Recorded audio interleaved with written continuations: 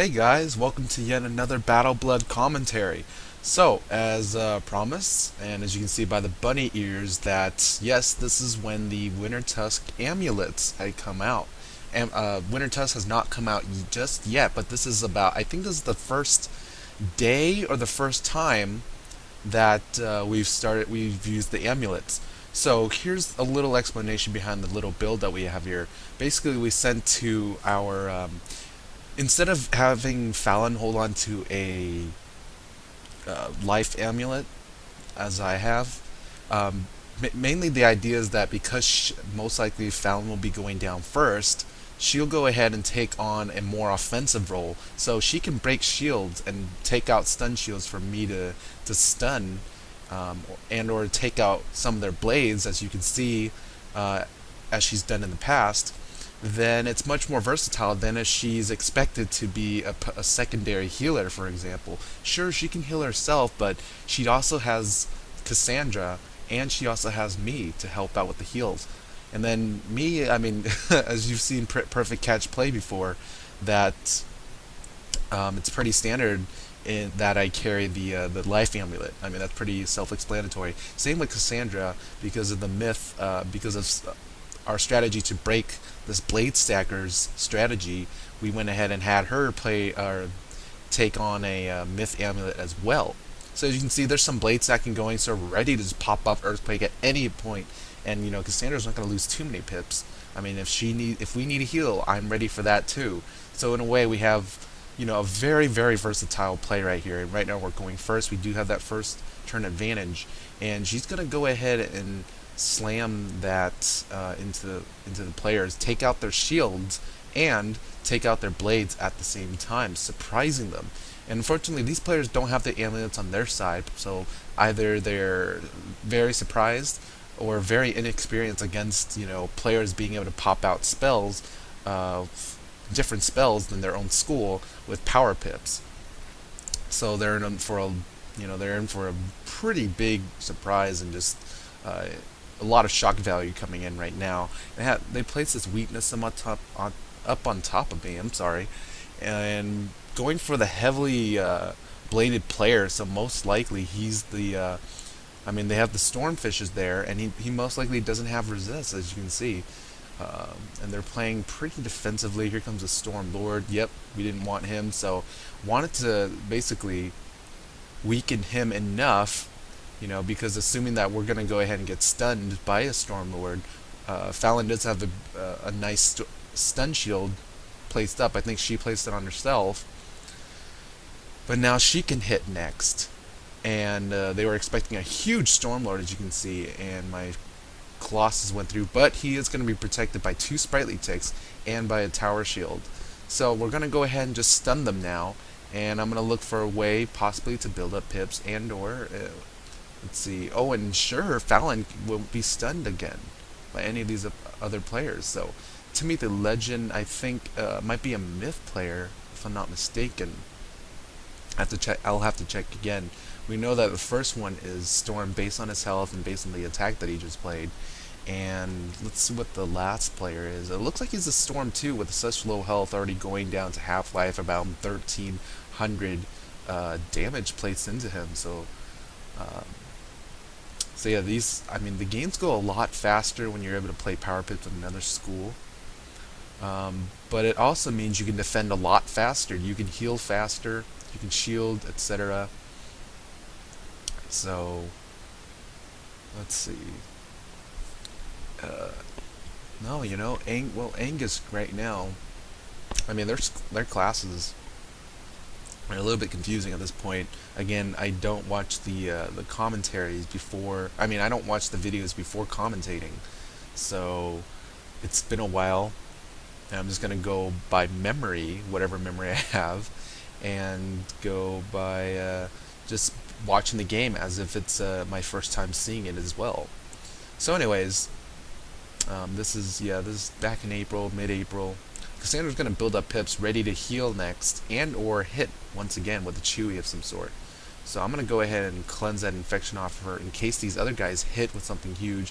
I think he was trying to cast maybe a Raw just now, or Nova, as a balance player. So First guy, it's not a myth, he's a balance. Let's see what the second guy is. Second guy is a balance. Okay, so it's a double balance, I think. Double balance storm? We'll have to see. Wasn't really paying too much attention. Again, most of the focus is on the new amulets and basically its use. And it's relatively new still in a way. So we can go over some strategies right now, and I know it's still overdue, especially it being new still, but it is definitely overdue for these strategies and these commentaries for the amulet use.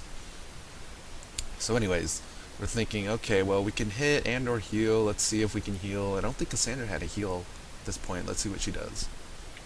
No, she didn't have anything. So went in and blinded them, make sure they can't hit us once again. Balance player is going to fizzle again, yeah, aiming for Fallon, so it's a double balance storm combo.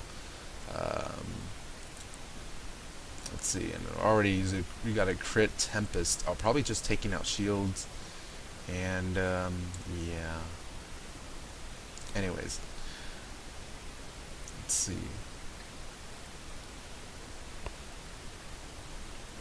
And it turns out Cass Wildheart is a YouTube viewer as well, so he's pointing that out, and we're like, okay, we're surprised. Didn't see that coming. But anyways, let's see. Fallon's gonna probably try to get rid of that weakness. I'm seeing if she can go ahead and blade, or yeah, if I can blade her next, and it looks like it's possible. Yeah, so I'm gonna play that. No, instead let's see what I did actually. She places Stormouth on the first player. We want to make sure that he can't be shielded. He does have the lowest health at this point. At least we take out the player with the highest number of pips. That it for sure ensure our success and whatnot. So, if you guys see me in game, know that my list almost always is pretty full, and a lot of people are actually starred on my list, meaning they're not removed unless they quit the game or delete their account or get banned or so. So I mean, I very seldomly have any open spots in there, so let's see. So anyways, these guys are being self-sustained in a way by their spritelys. That's the middle guy's already back up to full health. So again, spending more, throwing out all his pips again for another Tempest. I'm not sure exactly what he's trying to do, but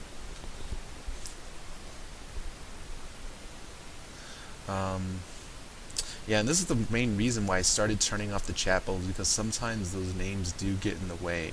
The chat bubbles itself, and I guess I gave the blades to myself. Yeah.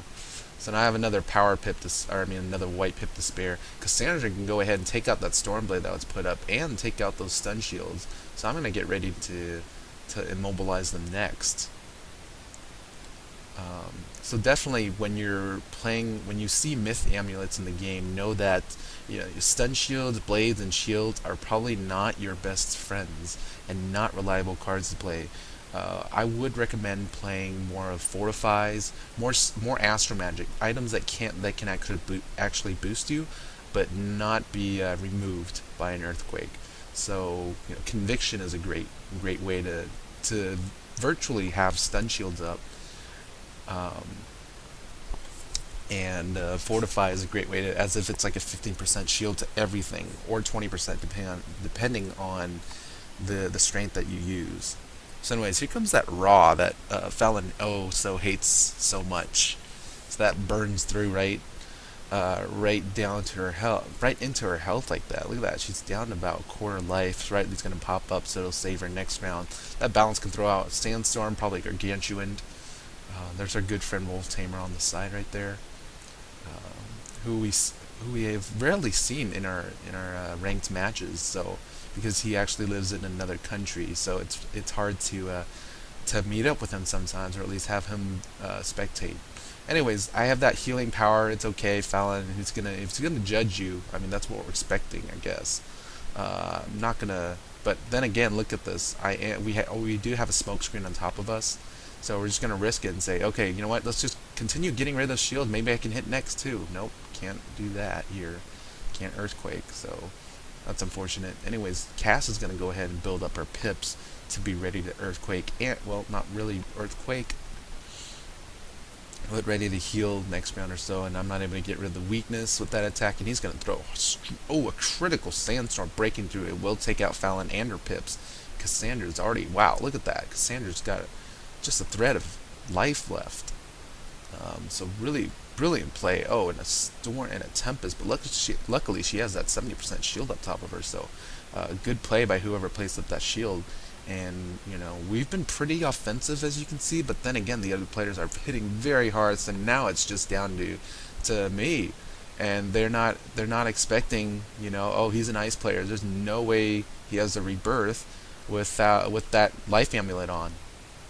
But here's the surprise here, you know. You can craft these cards, and it takes some resources, but it is definitely worth it. I mean, bam, here we are. We're back in the game right now. And Angel up there. Bunny saves the day. And let's see, he's gonna play that Plague, make sure I can't hit as hard. They're playing all these cards just just believing that I cannot bring my allies back, but we can. So here we are, and that balance player over there, Timothy Legend, with 3 power pips. So that's enough for a potential double Sandstorm combo if he gets another power pip next round.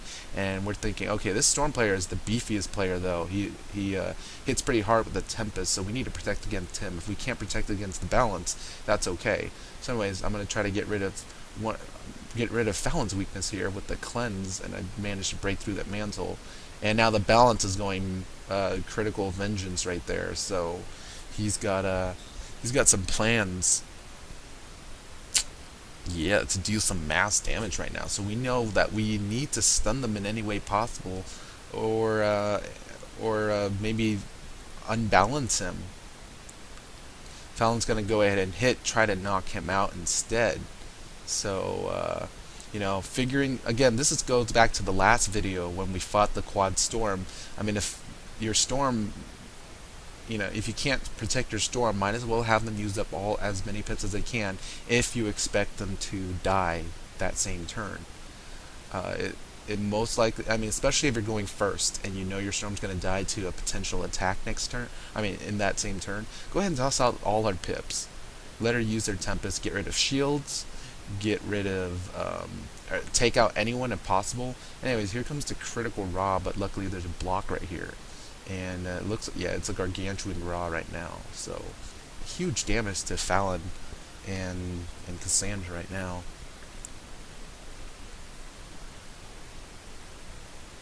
Looks like I have 3 stacked weaknesses on top of me. I think I will be able to use the power. And here comes another Tempest and a critical Bladed, but you know, luckily we have those shields up.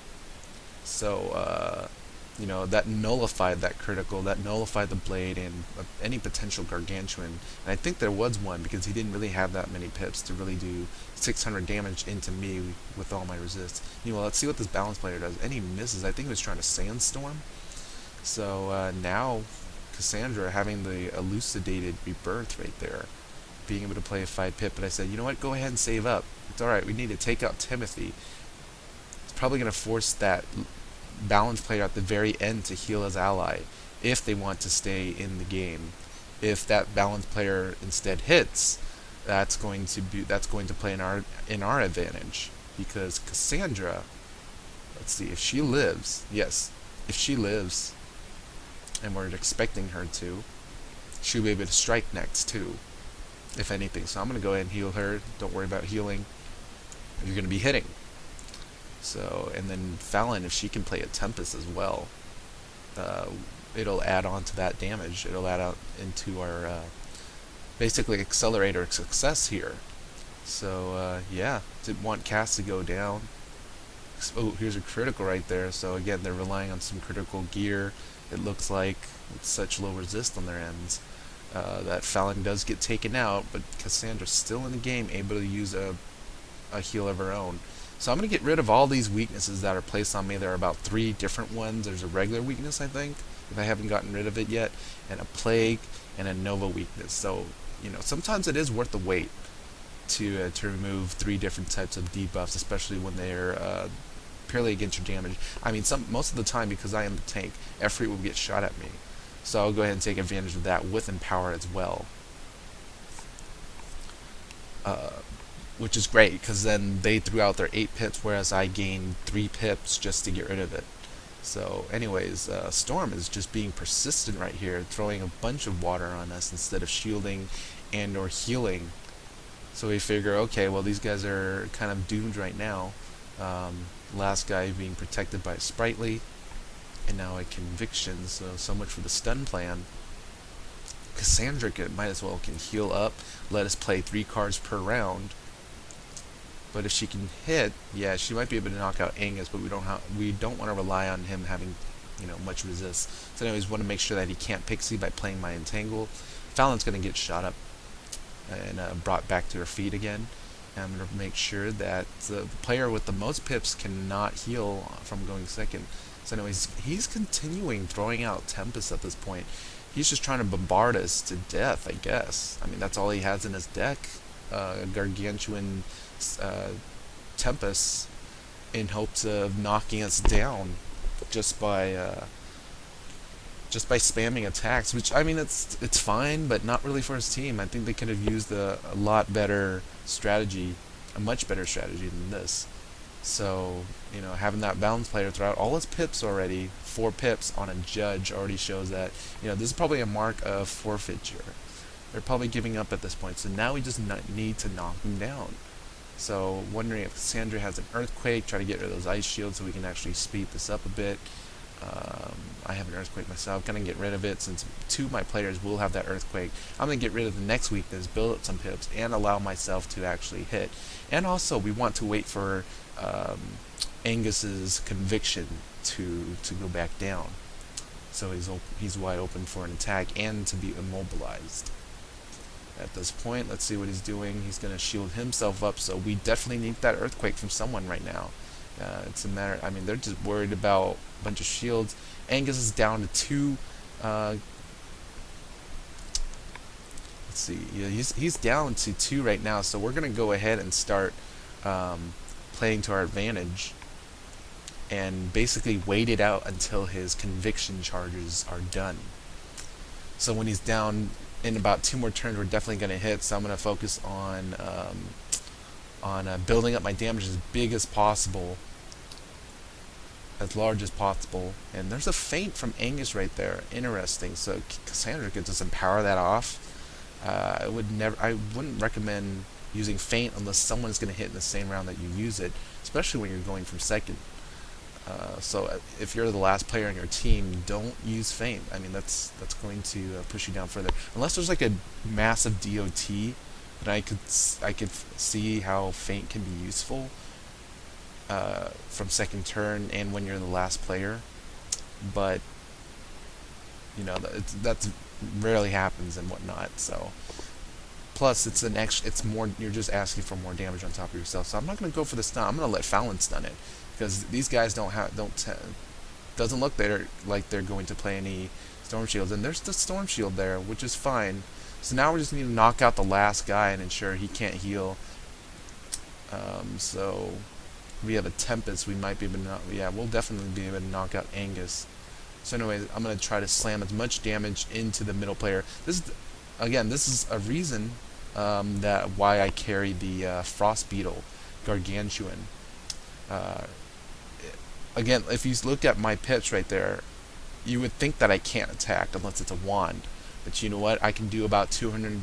I can do about 200 to 400 damage depending on the resist of my opponents with the Gargantuan Beetle. Look at this; it's boosted by the Beetle too. 500 damage. That's more than just a regular Blizzard on its own.